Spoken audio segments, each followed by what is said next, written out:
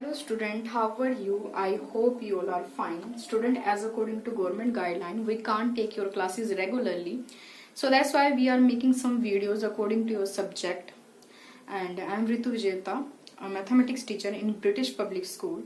So today I am teach class 10th, chapter number 4. Topic is quadratic equation. So today we are doing exercise 4.3. ठीक है student, आज हम लोग exercise 4.3 discuss करेंगे. Student 4.1 और 4.2 आप लोग कर चुके हैं. 4.1 में क्या किया था हमने, सिर्फ ये बताया था कि आपको इक्वेशन गिवन है. इक्वेशन गिवन होने के बाद आप लोगों ने ये बताया था कि ये क्वाड्रेटिक इक्वेशन बनती है या नहीं. ठीक है, ये आपकी एक्सरसाइज 4.1 थी. 4.2 में हमने क्या किया था कि आपको क्वाड्रेटिक इक्वेशन जो आपको स्टैंडर्ड फॉर्म होती है वो आपको गिवन थी. आपने उससे क्या किया है, फैक्टराइजेशन मेथड आपने अप्लाई किया है, मतलब आपने उसको स्प्लिटिंग किया है और उसके बाद आप लोगों ने क्या किया है, उसके फैक्टर को फाइंड आउट किया है. सेम एज इट इज आप लोगों की एक्सरसाइज 4.3 है. 4.3 में भी क्या होती है कि ये भी एक अनदर मेथड है आप लोगों का कि फैक्टर को निकालने का. ठीक है, कि एक्स के जो आपकी क्वाड्रेटिक इक्वेशन है उसके क्या फैक्टर्स निकल के आते हैं, ये उसका अनदर मेथड ही है आप लोगों के पास. स्टूडेंट, ये हमारी चलो मैं आपको बता देती हूँ कि स्टैंडर्ड फॉर्म क्या होती थी. स्टैंडर्ड फॉर्म हमारे यही होती थी ax² plus bx plus c which is equal to 0. जहां पे a जो होता था वो नॉट इक्वल टू 0 होता था. यहाँ पे a नॉट इक्वल टू 0 होने का मेन रीजन क्या था स्टूडेंट, कि अगर वो सपोज करो कि a अगर आपका 0 हो जाता है, ठीक है, देन हमारे पास क्या होगा, आप a के स्पेस पे 0 अप्लाई करोगे. ठीक है, तो यहाँ पे 0 आ जाएगा, 0 into x² plus bx plus c which is equal to 0. इसका मतलब ये होगा कि x का जो पार्ट है वो तो 0 ही हो जाएगा. ये हमारे पास रिमेनिंग क्या बचेगा, bx plus c which is equal to 0. It mean ये हमारे पास क्या हो गया, आप ये चेक करोगे ये आपकी किस में कन्वर्ट हो जाएगी स्टूडेंट, ये आपकी लीनियर इक्वेशन में कन्वर्ट हो जाएगी. मतलब जो क्वाड्रेटिक इक्वेशन है वो किस में कन्वर्ट हो गई, लीनियर इक्वेशन. बट हमारा चैप्टर तो क्वाड्रेटिक इक्वेशन का है. हमारा चैप्टर तो मतलब हमें ये उसकी हायर डिग्री जो है वो आपको 2 चाहिए, लेकिन यहाँ पे तो आपकी हायर डिग्री कितनी आ गई, 1. तो मतलब ये तो हमारे क्वेश्चन के अकॉर्डिंग वर्क नहीं करती. तो इसको हम क्या करते हैं, इसीलिए ये हमारे पास क्या होना चाहिए, नॉट इक्वल टू 0 होना चाहिए. ठीक है, ये क्वाड्रेटिक चैप्टर नंबर 4 के अकॉर्डिंग मेन तो वैसे यही है कि आप लोगों का a नॉट इक्वल टू 0 होना ही होना चाहिए. अगर नहीं होगा तो क्वाड्रेटिक इक्वेशन आपकी नहीं बन पाएगी. ठीक है, अब हम यहाँ पर करते हैं कंप्लीटिंग द स्क्वायर. ठीक है, आप लोगों की एक्सरसाइज है 4.3, उसका ये अनदर मेथड है, मैंने आपको पहले ही बताया है. तो चलो इसमें जैसे मैंने इसमें भी आप लोगों को 4.2 में मैंने आप लोगों को कुछ स्टेप्स बताए थे. स्टेप्स क्या थे, मान लो आपके पास क्या है, स्टेप नंबर 1 मैंने क्या बताया था कि a को c से मल्टीप्लाई करना है. ठीक है, देन स्टेप नंबर 2 क्या बताया था कि आपने जो इनका मल्टीप्लाई होके आया उसका आपने एलसीएम लेना है. स्टेप नंबर 3 में क्या कहा था कि जो एलसीएम आया है ना आप लोगों का, उसी को आपने ऐड या सब्ट्रैक्ट करके देखना है कि जो आपका बी पार्ट है, जो आपको यहाँ पे बी होता है, वो आपको मिल जाना चाहिए स्प्लिटिंग मेथड के अकॉर्डिंग. ठीक है, ये हम लोगों ने एक्सरसाइज आप लोगों ने 4.2 में डिस्कस किया है. ठीक है, अब हमने 4.3 में क्या करना है स्टूडेंट, 4.3 में भी मैं आप लोगों को कुछ स्टेप्स बताऊंगी, आपने सिर्फ वही स्टेप्स फॉलो करने हैं. ठीक है, जिससे आप लोगों को क्वेश्चन जो हो जाएगा वो इजी हो जाएगा. ठीक, अब देखो हमने क्या करना है. सबसे पहले आप लोगों ने क्या करना है स्टूडेंट, जैसे हमारे पास ये क्वाड्रेटिक इक्वेशन है. ठीक है, यहाँ पे इसको हम क्या बोलते हैं, a होता है ना ये.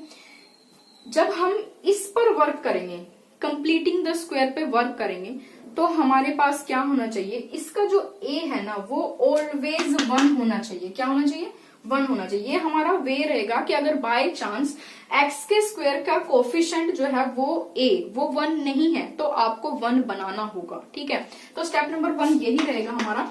स्टेप नंबर 1 कि आपको a को 1 बनाना है. 1 बनाने के लिए क्या कर सकते हो स्टूडेंट, यहाँ पे आप चेक कीजिए, यहाँ पे 3 है, ये 3 1 में कन्वर्ट कब होगा, जब आप लोग इसको 3 से डिवाइड कर दोगे ऑब्वियसली. तो आपका 3 से 3 कट हो जाएगा, तो a आपका क्या आ जाएगा, 1 आ जाएगा. तो स्टेप नंबर 1 हम यही करते हैं. ठीक है, यहाँ पे भी 3 से डिवाइड करो, यहाँ पे भी 3 से, यहाँ पे भी 3 से, और यहाँ पे 3 से डिवाइड करोगे तो 0/3 तो क्या आएगा, 0 ही आ जाएगा. ठीक है, यहाँ से 3 से 3 क्या हो जाएगा आपका स्टूडेंट, कैंसिल हो जाएगा. x का स्क्वायर माइनस आपके पास क्या हो जाएगा 5/3 x plus 2/3 which is equals to 0। ये आप लोगों की इक्वेशन आ गया। अब चेक कीजिए, यहाँ पे x का कोफिशिएंट हमारे पास क्या होना चाहिए था 1, वो हमने बना लिया है। ठीक है, अब स्टेप नंबर सेकंड जो सबसे मेन इंपॉर्टेंट है आप लोगों का, वो स्टेप नंबर सेकंड है स्टूडेंट। अगर आप लोगों को स्टेप नंबर सेकंड अच्छे से आ गया तो फिर आप लोगों के लिए एक्सरसाइज करने में कोई भी प्रॉब्लम नहीं होगी। ठीक है, अब आप लोगों को मैं क्या बताती हूँ स्टूडेंट, देखो जो आप लोगों का यहाँ पे बी पार्ट होता है, अभी आप लोगों ने इसके ए पार्ट पे मतलब आपने एक्स के स्क्वायर के कोफिशिएंट पे वर्क किया है। ठीक है, अब आपने क्या करना है स्टूडेंट, अब आपने एक्स के कोफिशिएंट पे वर्क करना है। एक्स का कोफिशिएंट क्या है यहाँ पे बी। ठीक है, बी पे वर्क करना है। तो बी के लिए क्या करोगे स्टूडेंट, आपने सबसे पहले बी का हाफ करना है। बी का हाफ का मतलब क्या होगा, बी को 2 से डिवाइड कर दो। ठीक है, तो b को 2 से डिवाइड करने का मतलब क्या हुआ कि यहाँ पर भी आपको क्या करना है, x का कोफिशिएंट क्या है यहाँ पे आपका, यहाँ पे x का कोफिशिएंट मतलब आपका यहाँ पे हेयर आपका जो b है वो आपके 5/3 है। 1 मिनट के लिए आप इसका जो नेगेटिव साइन है उसको स्किप कर दो, अभी छोड़ दो वो, अभी हम सिर्फ इसके 5/3 पे जो b है ना उस पे वर्क करेंगे। ठीक है, अब इन मैंने क्या कहा आपको, b का हाफ कर दो। b आपके पास इस क्वेश्चन के अकॉर्डिंग क्या है 5/3, इसका हाफ का मतलब क्या होगा, इसके डिवाइड में 2 आ जाएगा। ठीक है, ये 2 आ गया। अगर मुझे इसको मल्टीप्लीकेशन की फॉर्म में लिखना हो तो मैं कैसे लिखूंगी स्टूडेंट, इसको यहाँ पे अगर 2 के नीचे कुछ नहीं है तो दैट मीन 1 होगा, तो 5/3 मल्टीप्लाई। अब जब ये मल्टीप्लीकेशन में आएगा तो इसका जो ये आप रिवर्स हो जाएगी तो क्या हो जाएगी 1/2।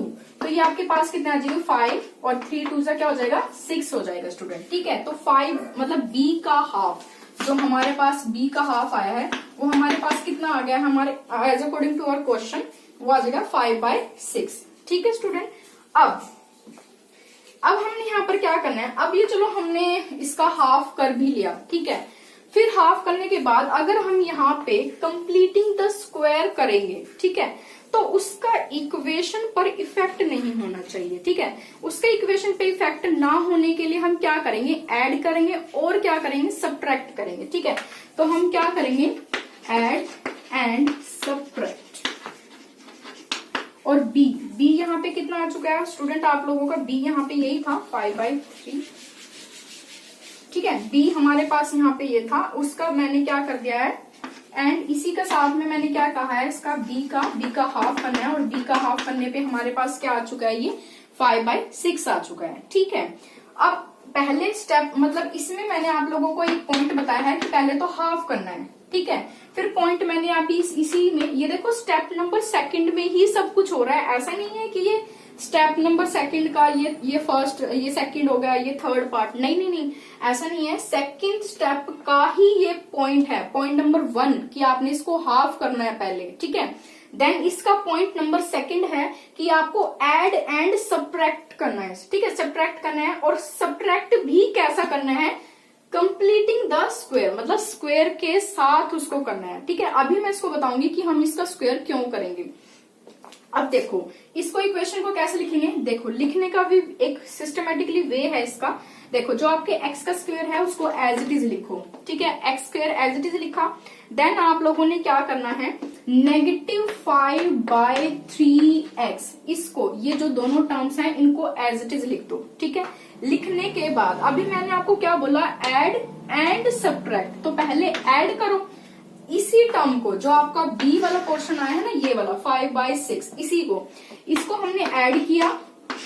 ठीक है, और इसी को ही मैंने क्या किया सब्ट्रैक्ट किया। ठीक है, और क्या करना है इसका स्क्वायर, इसका मतलब यहाँ पे भी स्क्वायर और यहाँ पे भी स्क्वायर आएगा।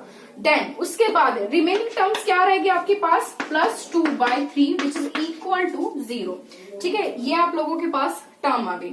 अब देखो यहाँ पे मैंने इसको ऐड और सब्ट्रैक्ट ही क्यों किया। ठीक है, आप चीज सोचो, अगर मान लो मैंने इसको ऐड किया है और इसको सब्ट्रैक्ट किया है, आप सभी को पता है कि प्लस माइनस माइनस होता है तो ये तो कट ही जाएगी ना, तो इक्वेशन पे इफेक्ट नहीं मिलेगा आपको, सेम एज इट इज आपको अपर वाली क्या हो जाएगी इक्वेशन मिल जाएगी। तो आपने क्या करना है, कंप्लीट तो करना है, लेकिन कंप्लीट भी इस तरह से करना है कि आपकी इक्वेशन पे इफेक्ट नहीं आना चाहिए। ठीक है, अब उसके बाद देखो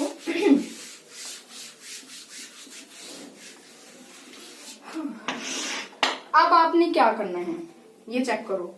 ये आप देखो यहाँ पे आपको एक फॉर्मूला बनता हुआ नजर आएगा। देखो ये क्या है, ए स्क्वायर, ये बी स्क्वायर, और ये आपका 2ab टाइप का फंक्शन बन गया। कैसे, देखो फॉर्मूला बन गया आपका एक्स का स्क्वायर, ठीक है, एक्स का स्क्वायर, और मैं इसको पहले लिख रही हूँ यहाँ पे प्लस 5/6 का होल स्क्वायर, ठीक है। मैंने इसको शायद शो नहीं हो रहा आपको, यहाँ पे एक्स का स्क्वायर, ठीक है, और यहाँ पे आपके पास क्या आ जाएगा प्लस 5/6 का होल स्क्वायर, ठीक है।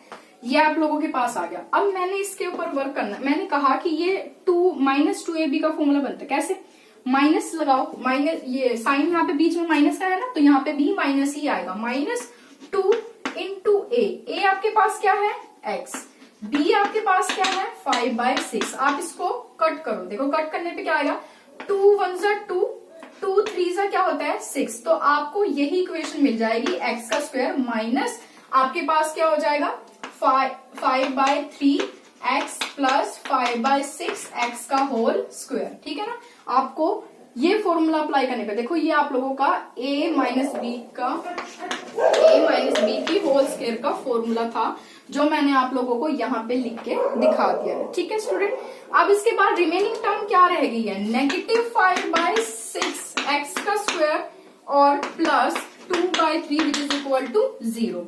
अब इसको क्या कर सकते हो स्टूडेंट, इसको हम, क्योंकि ये फॉर्मूला है, अब a माइनस बी का होल स्क्वायर मतलब क्या हुआ, a आपके पास क्या है ये रहा x, b आपके पास कितना है 5/6, उसका क्या हो जाएगा होल स्क्वायर, ठीक है। a माइनस बी के अकॉर्डिंग मैंने इसको फॉर्मूले में कन्वर्ट कर दिया।